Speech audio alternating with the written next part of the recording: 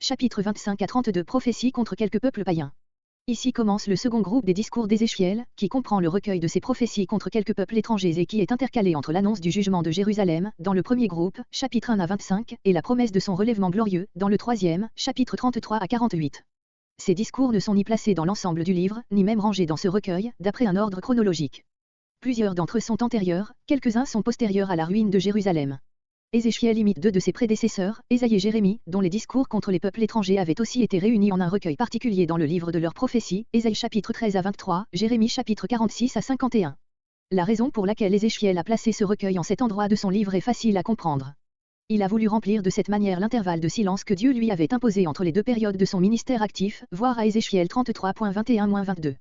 Le but de ces discours n'était pas, comme chez les prophètes antérieurs, de menacer ces peuples du châtiment de Dieu pour leur cruauté envers Israël. Aucun des peuples auxquels s'adresse Ézéchiel, sauf, en quelque mesure, les Édomites, ne paraît avoir concouru à la dernière ruine de Juda, et les Chaldéens, principaux auteurs de cette catastrophe, ne sont pas même nommés. La raison alléguée plusieurs fois par le prophète est que les 4 premiers avaient fait du malheur de Jérusalem l'objet de leur raillerie, comme jadis les Édomites au temps d'Abdia, et ces moqueries atteignaient l'Éternel lui-même. Un reproche semblable est adressé à Tyr, de plus, cette ville s'était enorgueillie à l'excès à cause de son habileté commerciale et de sa prodigieuse prospérité. L'Égypte enfin a entraîné Jérusalem à la révolte et ne l'a pas défendue au moment du danger, puis elle a participé au péché de l'orgueil reproché à Tyr.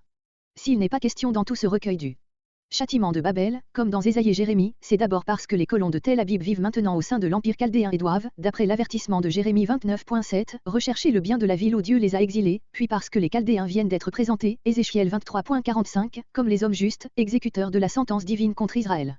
Aucun sentiment de vengeance ne doit être éveillé dans le cœur des exilés, qui ne doit ressentir au contraire que repentir et humiliation. Mais il était nécessaire que, par les menaces adressées aux autres peuples, Israël comprit que son Dieu ne le livrait pas sans retour à leurs moqueries et qu'il ne tolérerait pas à toujours l'insolence de ces païens, dont la prospérité était comme un défi jeté à la justice et à la puissance du Dieu d'Israël. Des 13 morceaux que comprend ce recueil, le premier, chapitre 25, est un discours à l'adresse des petits peuples dont le territoire entourait celui de Juda, à l'est, au sud-est, au sud et au sud-ouest. Les 5 suivants sont adressés à la Phénicie, proche voisine de la Palestine du côté du nord, 4 à Tyr, le 5e à Sidon, sa succursale. Les 7 derniers enfin se rapportent à l'Égypte, la grande puissance la plus voisine du côté du sud. Après les 6 morceaux précédents, les 7 paroles de menace contre l'Égypte font l'effet des 7 éclats de trompette qui au 7e jour retentirent contre les murailles de Jéricho et les firent crouler. Ainsi la gloire du monde païen, représentée par ces 7 peuples petits et grands, s'évanouira à la voix du courroux de Dieu. Chapitre 25 La parole de l'Éternel s'adresse aux Ammonites, à l'est, versets 1 à 7. Aux Moabites, au sud-est, versets 8 à 11. Aux Édomites, au sud, versets 12 à 14. Aux Philistins, au sud-ouest, versets 15 à 17. Ces 4 discours, adressés aux petits peuples proches voisins de Juda, forment un ensemble. Verset 1. Versets 1 à 7. Contre Émon, comparez Jérémie 49.16, Sophonie 2.8-11. L'Éternel commence par ce peuple parce qu'il avait sans doute témoigné plus hautement que tout autre sa satisfaction du malheur de Jérusalem. Le roi d'Amon paraît avoir été le véritable auteur du meurtre de Guédalia, dernier espoir de Juda après la ruine de Jérusalem, Jérémie 40.14. On voit, verset 6, que ce discours d'Ézéchiel est postérieur à cet événement. Comparez la menace précédente, Ézéchiel 21.33-37. Verset 3. Mon sanctuaire. Ce mot, placé en tête de l'énumération, prouve que la haine des Ammonites contre Juda était religieuse encore plus que politique. Verset 4. Ô fils de l'Orient. Ce terme désigne les Arabes bédouins, Job 1.3, Ésaïe 11.14. Ils étaient alors soumis aux Chaldéens, Jérémie 49.28. Leur campement, groupe de tentes formant un cercle, en arabe douar. Leur demeure. À côté des stations mobiles, ces peuples ont aussi des constructions fixes. Occupant le pays des Ammonites, ils jouiront de leurs vergers et de leurs pâturages, comparez Juge 6.4-5. Verset 5. Rabat, la capitale du pays. Voir la note Jérémie 49.2. Ces ruines sont inhabitées. Les voyageurs y rencontrent des Arabes avec leurs chameaux. Voir Kate, Evidence des prophéties, page 145 et suivante. Verset 7. Pour portion. Le terme original, beg, ne se retrouve nulle part. On pense que c'est un mot d'origine sanscrite, désignant un morceau d'une viande apprêtée. Je te retrancherai. Les Ammonites, après avoir été frappés par Nebuchadnezzar, voire à Ézéchiel 21.33 et suivant, paraissent encore comme peuple à l'époque des Maccabées, 1 Maccabée v. 6, 30 à 43. Dès lors leur décadence paraît avoir été rapide. Aujourd'hui ils sont retranchés du nombre des peuples. Verset 8. Verset 8 à 11. Contre Moab, comparez Ésaïe 15.1-16.14, Jérémie 48.1-47, Sophonie 2.8-11. Moab partagea le sort d'Amon, lorsque, 5 ans après la ruine de Jérusalem, le monarque chaldéen ravagea les pays à l'est du Jourdain et de la mer Morte, voir à Ézéchiel 21.33-37. Moab et Séhaïr. On est d'autant plus étonné de trouver ici le nom de Séhaïr, que les versets 12 à 14 sont adressés à Édom, qui n'est autre que Séhaïr. Peut-être une partie du territoire d'Édom appartenait-elle alors aux Moabites. On a même voulu trouver dans le passage Ésaïe 16.4 et suivant un indice de la possession momentanée de Pétra, capitale d'Édom, par les Moabites. Dans tous les cas, le prophète veut indiquer que les deux peuples n'en formaient qu'un par leur communauté de haine et de jalousie contre Jude, la maison de Jude, disait-il ensemble, et comme toutes les autres nations. C'était la dignité de peuple de Dieu, à laquelle prétendait Israël, qui irritait ses peuples voisins et parents des Israélites. Verset 9. La frontière de Moab. Cette expression désigne ici sa frontière septentrionale, du côté d'Amon, le district au nord de l'Arnon, entre ce fleuve et le Jabbeok. Cette contrée fertile, la gloire du pays, était échue à la tribu de Ruben après la conquête de Canaan. Moab s'en était dès lors emparé. Là se trouvaient les trois villes indiquées, Bet-Jézimoth, probablement aujourd'hui Suem, au nord-est de la mer Morte, Balméon, aujourd'hui une ruine du nom de Maïn, au sud de Hesbon et Kiriathaïm, aujourd'hui Étim, un peu plus au sud, Jérémie 48.1, note. Verset 10. Le prophète veut établir une étroite solidarité entre ces divers peuples, quant au péché, comme quant au châtiment.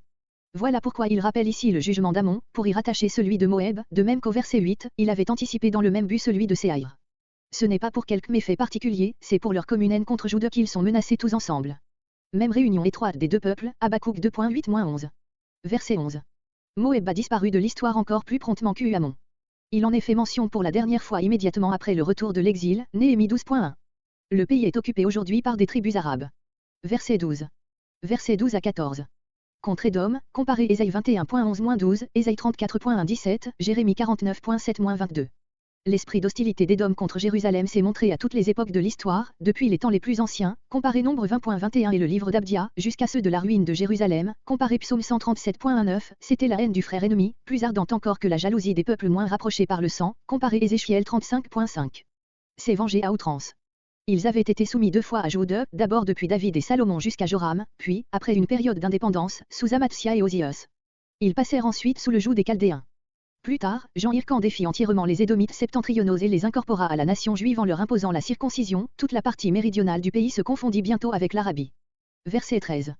Téman, Dédan, deux districts situés l'un dans la partie méridionale de l'Idumée, l'autre probablement à l'est du premier, Jérémie 49.7-8, note. Par la main de mon peuple. C'est ici un trait particulier de la menace prophétique, la haine personnelle des Édomites contre Israël fera que celui-ci sera choisi dans ce cas pour être lui-même l'exécuteur du jugement divin. Nous venons de voir l'accomplissement de cette menace par Jean Hircan. Mais la prophétie atteint jusqu'au dernier temps. On verra alors la puissance du paganisme, représentée par Édom, crouler devant le règne du Christ, sorti de Jude. Verset 15. Versets 15 à 17. Contre les Philistins, comparé Ésaïe 14.28-32, Jérémie 47.17, Sophonie 2.4-7. Voir note Ésaïe 14.28-32. Vengés à outrance. Les Philistins avaient toujours vécu sur un pied d'inimitié avec les Israélites et ils avaient profité de leur dernier malheur pour assouvir leur haine contre eux. Verset 16. Les Crétois, Crétim. Ce nom, que l'on a souvent dérivé de celui de l'île de Crète, comparé Jérémie 47.4, désigne en tout cas les peuplades les plus méridionales de la Philistie, qui s'étendaient le long de la Méditerranée entre cette mer et le pays de Jude.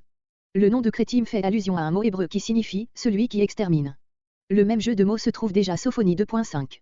Peut-être cette appellation rappelle-t-elle aussi l'origine étrangère de ce peuple. Tandis que le peuple juif se relevait après le retour de l'exil et accentuait de plus en plus son caractère propre, la nationalité des Philistins s'effaçait graduellement, elle a fini par se perdre tout à fait.